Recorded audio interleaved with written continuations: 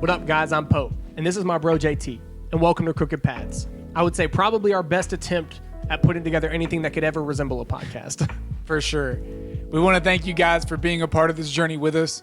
We hope that this space can provide you with a little bit of encouragement, and if you're able to connect the dots between our scattered thoughts, perhaps even find a little bit of inspiration. Yeah, for sure. We want to thank Kyle Brown and KEB Corporation for all their support in this and providing us the opportunity and the platform. They're on all social media outlets. Like, follow, subscribe, share, whatever you need to do. Keep you informed with KEB Corporation and everything they have going on. That's right. We're going to talk a lot about our life, what we're learning about our lives, and how we're trying to operate as human beings moving forward. One thing that's for sure is it's never going to be a straight line. No, sir. It's always crooked. It's always crooked. Oh, man, it's good to be back. It is, man. What's up? It's been a little bit since we got a chance to do it. In fact, it's funny. I think we should even share with everybody. We had filmed the entire first season. Yeah. And then when it came to the editing part, realized that the audio wasn't the best quality.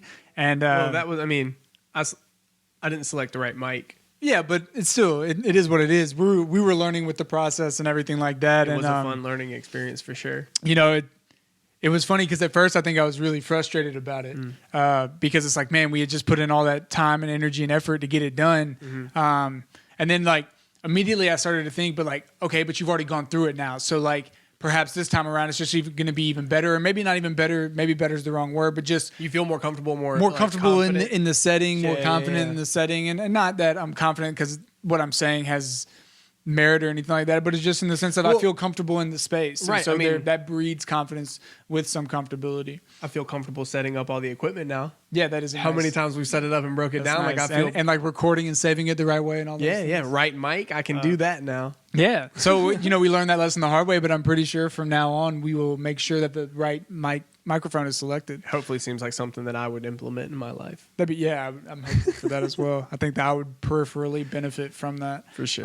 But we've talked, this entire season is about ownership and personal ownership, and how what we've learned in our lives, we want to take personal ownership of our lives so that we can continue to grow and be the type of human beings that we desire to be as individuals. Right. And with taking ownership of your life, we've talked about how we're having to confront our hypocrisy every single day, and how that first step to taking ownership of your life is really getting that mindset in the right, where you're focused in the right place, and having this growth mindset, this positive mindset. And so it's only fitting, from my perspective, that the next thing we talk about is what I think is the fuel for the mindset and for the action, and that's gratitude. Well, right. I mean, we talked a little bit, I think, about lenses. Yes. And it's like, this is the lens, like the specific lens you choose to look through for your positive mindset. Like the gratitude lens. The bottom line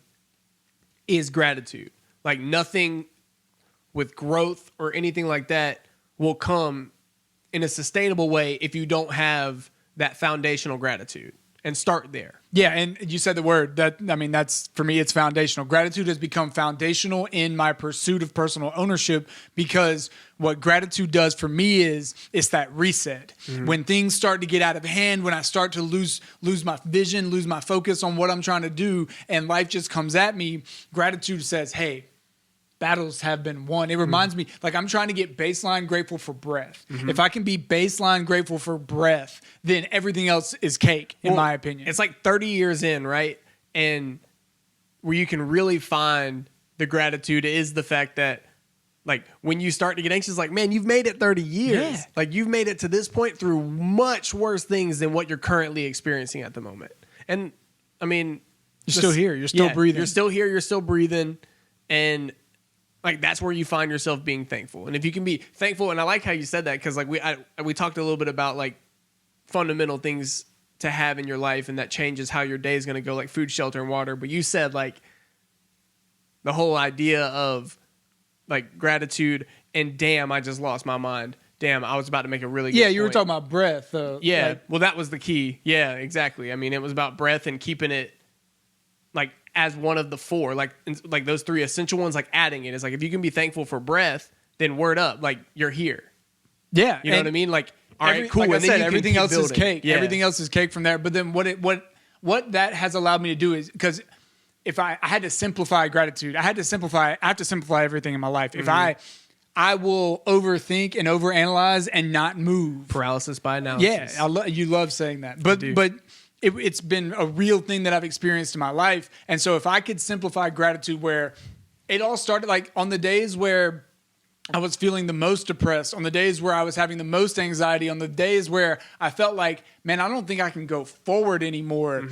I would just say, man, I'm still here breathing. And for me, simplifying gratitude that way has allowed me to build on gratitude to the point now where, so I started the week off this week finding out that I was going to have to pay over $1,000 to fix my car. Just after last week, I had made a milestone in trying to get out of debt. And I was sitting there celebrating that, how much progress I've made in my debt, to the point where the first thing that came to my mind when I got that news about the car, it was just like, hey man, you stay the course, you keep doing it. And I was so thankful that was a reflex for me, because that hasn't been the case. It's almost like a gratitude muscle. Like you have to, because you've been exercising it, now you can flex it a little bit in those moments, and it helps you stay grateful. Well, and that ties back into being present and knowing that, hey, I'm starting to feel discouraged. In fact, gratitude this week has squashed my discouragement. Help you make it to Thursday. Yeah, but it's also a short week. But I think that helps too, that you lose track of days. But just the whole idea of being like, hey, on a Thursday in a normal week when I'm not thinking on that gratitude or like through that lens, you could be so beaten down and worn down that by the time you'd get to a weekend, or at least in my opinion, in my experience, you get to a weekend and like I got no energy because I was already beating myself up because I was looking through the wrong lens, right? Oh, yeah. And so like, okay, you're on a Thursday, you've got a lot more energy at whatever time on a Thursday than you would on a normal week where you don't necessarily start off with that gratitude. Like, and it's been over time. You've built up this type of response for that. When you do get that $1,000 car bill, you're like, all right. Yeah, okay. I mean, it sucks. I'm still not thrilled about it. I got a $500 medical bill. You know what I'm saying? So, it all comes on. Yeah. But the reality of it is, for me, the BS of life, all the things we have to deal with, the stuff that can frustrate me, the things that are out of my control. Like I can't help that my radiator went bad in my car. I can't help that other things in my car went bad. But what I can do is I cannot allow that to dictate my value. Thus not allow that to dictate my action, which is, and gratitude is like I said, it's the fuel. It keeps me going. It's like, man, I'm just grateful that I'm here right now, that I've experienced this, that I've done that. And I know it sounds like so like, oh, out there, man. No, but like the real stuff for me is like, I have been able to even start to develop compassion for people because I'm grateful for what's going on in my life, who I am, what I'm realizing about my life, what I'm trying to do. And gratitude it's foundational to ownership, because for me, that calms the storms in the midst of everything. I remind myself of the battles won every morning, or almost every morning. I try to remind myself that battles have been won. Never lose sight of that, because I can't sit here and fight a battle that's already been won just because I used an old pathway. Well, right. And I think so we talk about getting stuck in the past, like looking at it, we talked a little bit about it, but like that's where the looking at the past is actually a good thing. Like as long as you're walking forward every now and then, like looking over your shoulder, you see the milestones you've already come. But the problem is when you look at that and you're like, or you find these negative events in your past, and then you're like, well, if I would have done this differently, and then you start just like, now you're not moving, now you're thinking and anchored in the past. But you're talking about looking at that, hey, battles have been won, I made it here, keep moving forward. The scars remind us that the past is real, man. Papa Roach. That's right. Oh my gosh, I'm proud of you. Thanks, man. I'm proud of myself for knowing that. Yeah. But the reality is I choose to actively each morning. Now, it's not the first thing I do, because if that was the first thing I do, my mind may get focused on things in the past and get derailed. Sure.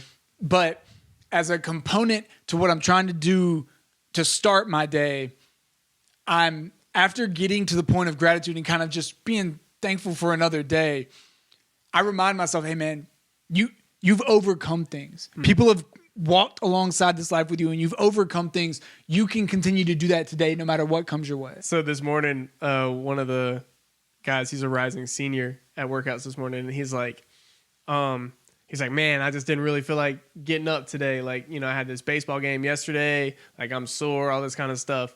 And I was like, yeah, man, sometimes I was like, man, I can find myself almost like daily waking up being like, look at what I got to do here. But I was like, man, just think if you could start off your day thinking like, word up, I'm down for this day. Like, let's go. Yeah. Wow, there's a sun out here. I'm breathing. Or hopefully it's sunny, whatever your favorite weather kind of day is. You're up. You know? You're up. You're doing and like attacking the day in that way. I think that would be something that well, like it gives you energy because you're waking like up with your first thought being, "Hey, thank you, I've got a day," instead of being like, "Oh no, 5 more minutes." Yeah, snooze. Yeah, and like man, I'm the king of snooze. Oh my gosh, like it's not even. I learned about that button in college. Had no idea it existed up until then, and then was like, "Oh my gosh, Life this is the greatest thing of all time. I can get 15 more minutes of sleep." I mean, even if I'm rushing. Yeah. And I'm telling myself like, like the reason you're late to work is because you're not getting up when your alarm. Oh, I know. But see, and that comes with, I mean, it's the process. mindset. You're not waking up. Like even with the work that we feel like we've put in towards building this type of mindset, right? We're still at the point where we're like having mornings. We're like, nope. We're over here telling you like the way that we're trying to start our day is this, and we're like, I'm personally constantly failing at it. Yeah, but there's been growth, there's been progress, but it's still not. It's definitely not where you want it to be. But it should never be. I mean, you can always. Yeah. If you recognize, well, for us at least, and this is a little bit of a tangent, but just recognizing how much your mornings matter to you. Like if you start your day off investing in you, your whole day is going to be different, and that can tie back in to gratitude because that needs to be one of the first things you do. Is like identify things that you're grateful for.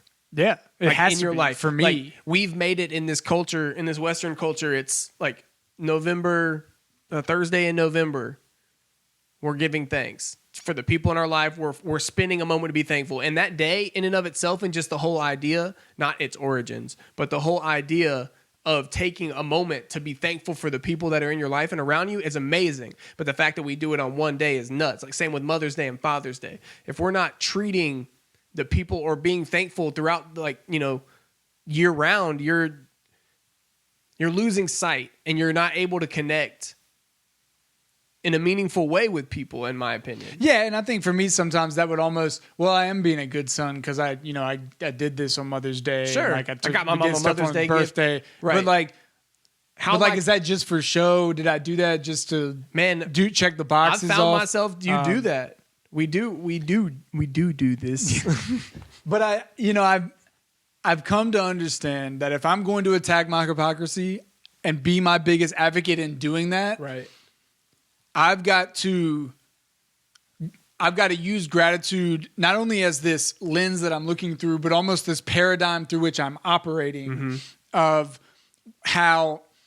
Because what has happened for me is gratitude has led me to find happiness right here. Well, okay. Yeah. And having happiness right here in this moment where I'm at is something that's brand new to me. Right. Because I've only had it in like snippets. I've never had it for longer sustainable periods because I would suffer from what I call the greener grass syndrome, right? Like when I get that job, I'll be happy. When I get in that relationship, I'll be happy. When I get this type of money, I'll be happy. And it's like my happiness had conditions, and what I've learned is I can choose that happiness and joy right now because man, I've got so much to be grateful for. That's a cool concept. Conditional happiness. Yeah, I mean, like it's the same thing with love. Like you can't love and have conditions. You can't have true happiness and have conditions on that happiness. So you bring up happiness, and it's a book that we constantly talk about because it's like probably if anyone ever asked me like the 3 books I would recommend to someone else, this would be in the 3, and it's Solve for Happy, right? We've referenced it a few times, referenced some stories in it, but the whole idea of you can't be grateful if you aren't able to, like you said, solve for your happy in this moment. And that comes down to like you were talking about events out of your control, like your car. Like some would say, oh, well, if you just did proper maintenance. No, I mean, you could. Probably. You could, but cars have things that pop up with issues. Those things are out of your control when they like.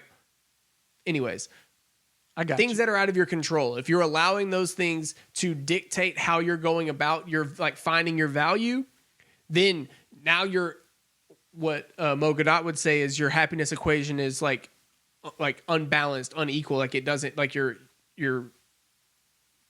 using math wrong and like it's unequal. It's unequal. Yeah, whatever. That worked. But yeah, I mean the whole idea that if you're not spending the time with yourself to find out what what is Well, you have to happiness for define you? that for yourself. And Yeah, that's what I learned too, because again, and I guess it went along with the conditions, but like I would only be happy when I felt like I was getting back from others what I wanted to give, whether I communicated what I wanted to give or not. And that's its own communication and how we interact with other people and our assumptions. All that stuff can be like its own season, probably, not just in like True, an episode. that's true. And assumptions, like you were just saying, that's a big. Yeah, and we talked about it in the last time out about mindset too. But I have been able to not focus on assumptions more because I've defined what happiness is for me. And I think the reason I couldn't find the happiness before is because my value wasn't secure. My value, as I said before, came from external things, so that when it hit the fan, when life just went about and did his thing, my value would change. And that wasn't consistent enough for me to even find happiness. But because my value is not dictated by the circumstance, I'm able to find happiness in myself because I love myself now for the first time ever. Like, I think I love myself in a prideful way, but not in this like be you way. You know yourself, live that way. Yeah. Yo, crazy side note. Go ahead. So remember when I was a kid and I said I was going to be a preacher when I got older? And I said that what did I say my first sermon was going to be on? Do you remember? No idea. No. All right. I said it was going to be on the verse, you live by the sword, you die by the sword. Okay, all right, yeah. All right, cool. Okay. You know what I had this realization of yesterday? What's that? That could simply mean how you live your life is how your life is going to go. You live by the sword, you die by the sword. How you execute your life, how you live your life is how your life is going to go. Damn, so ultimately, brother. Okay, right? okay. So ultimately, if I personally want things out of life, if I know what personally makes me happy in a single day, and any moment could be my last moment, I owe it to my soul to live and choose that happiness, to do the things that bring me joy, to do the things that fill my cup, so that I can interact with other people in my life. I tell myself in the morning, run your race, contribute to the race of others. So those are two things that I want to do, but I have to run my race in order to be able to contribute to the race of others. And that comes with the two things that you can control. And we talked a little bit about it, which would be your attitude and your actions. And we'll talk more about it in the next episode, I believe, too. Yeah. But I think just the whole idea of just ownership in general, right? It's the umbrella. You're taking like control. You're hey, I'm moving my life this way. This is how I believe, and this is where I'm trying to go. You know? I mean, it's just it all circles back to that foundational gratitude. It all circles back to the mindset that you're taking into it, and the fact that if I'm going to take ownership, I have to combat my hypocrisy.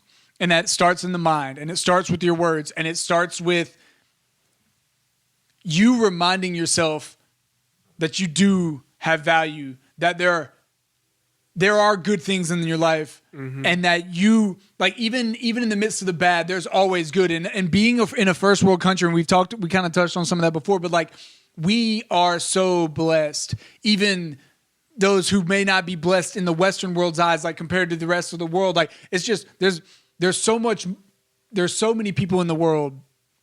There are always things that we can find gratitude for. It could always be worse. And I know these are all words that are like, man, I've heard this before. It's easier said than done. I get all of that. But these things are finally like clicking in my life where it's like, I can operate this way. Well, it's like the whole idea of like, okay, like, everybody's already known that. Well, it's like the whole idea of those with ears hear, right? So like, if you're actually paying attention and listening, like the wisdom that is abundantly out there in many different avenues, whether it be, I mean, you can get wisdom from anywhere. That's right? what I'm saying. Get it from music lyrics, get it from movies. Even if these are just fictional, it doesn't matter. Like if you listen to like the premise of what a lot of people are saying, like there's a ton of wisdom out there. But I mean, we talked about it too. Wisdom is justified by our deeds. So you can't even show that truest form of learning.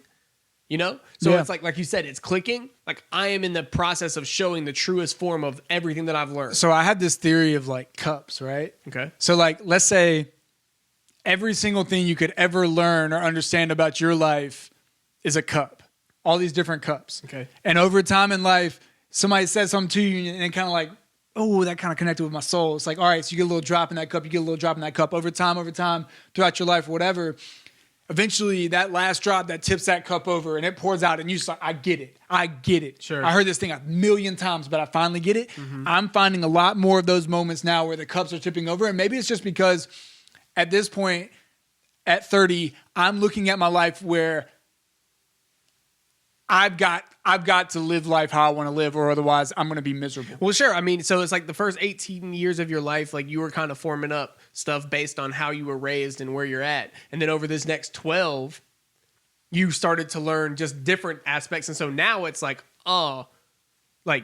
it's resonating more. It's like you said, tipping the cup, because like you've got a lot of experience, and we've got a lot of experience with it. And we're choosing to reflect. And I think that's key, that we have given ourselves the space to reflect on the past and given ourselves the space to sit with our thoughts and find out what it is that we want out of our lives. What is it that we want to do? How is it that we want to conduct ourselves, not only conduct ourselves with ourselves, but also with others, and what really matters to us? What matters in any given day? What do I want to do? And then it's that next step of just doing it. We've allowed too many things to get in the way and distract us. Like life provides a lot of opportunities for distractions. And then through those distractions, we end up making more excuses. At least my life story has been like that. I end up getting more distracted, not staying focused on something. And then the excuses like really just, I lie my way out of it. You can lie your way out of it, and like you can basically validate anything you're trying to say. I think any human being can validate them. They can convince themselves that this is why I did that. Exactly. It's like, well, I stayed up that much later. That's why I slept in. And yeah, I mean, I validate myself. What I'm trying to do now, instead of continuing to just validate what I'm doing, I'm trying to evaluate what I'm doing. So that, hey, I'm trying to literally get to the point where, hey, this is not this way I'm responding, or this action or this habit that I continue to do is not taking me where I want to go. It's actually being a deterrent. So it's time to cut that thing off. Be productive instead of destructive. Yeah, all of it. That's so catchy. Ooh. Did you mean to rhyme? Yeah, I did that on purpose. Okay. Well, but I mean, the whole idea of like, yeah, you're realizing, well, and now being 30, not having, because that just makes us super wise. The wisest of wise. No, but just, okay. I just know I don't know where other people are in their lives, right? We are still basically solely responsible for just us individually. Like we don't have any kids, right?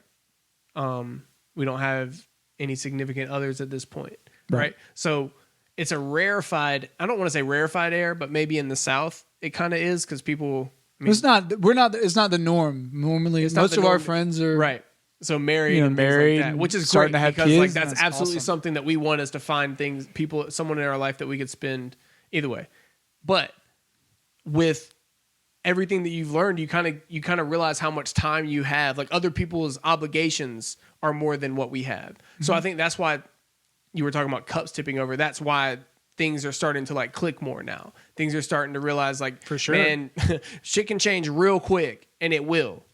Yeah. So I'm just that's why I build those pillars in my life. Exactly. I build those monuments to remind myself, hey, this is where you've come from. This is the path that you've gone. And you look back and you're like, oh my God, I can't believe I've made it this far. And I have not made it alone. And I can't even stress enough. And I won't even go off on that tangent about how important it is to have people around you who believe in you and believe in what you're trying to do to keep you going. But if I'm going to walk this journey, this journey is the rest of my life. If I'm going to take personal ownership, it's till the day that I die. I've got to stay active in combating my hypocrisy. I have to be intentional with doing that. And then every day. Exactly. Is that Nacho Libre? That is Nacho. All right. But I've got to be consistent with it every day with attacking my hypocrisy. I start doing that by changing the lenses, by gaining perspective, by getting my mindset in a growth way, setting my focus in the right spots. And then the biggest thing that I've learned to this point is that I need gratitude as a foundational component to how I'm going to operate internally and externally. Gratitude is going to fill or reset my mind and remind me of where I'm trying to go, so that instead of my vision going off and off on the tangent, it's going to go off a little bit and then come right back on. I'm going to stay focused on where I'm going to go. And that's the reality of the entire thing. And we say this every time, but to take personal ownership of your life, it's a day in and day out type of thing. Right. It just takes time. It does. It's never going to be a straight line. Oh man, it's always crooked. Always crooked.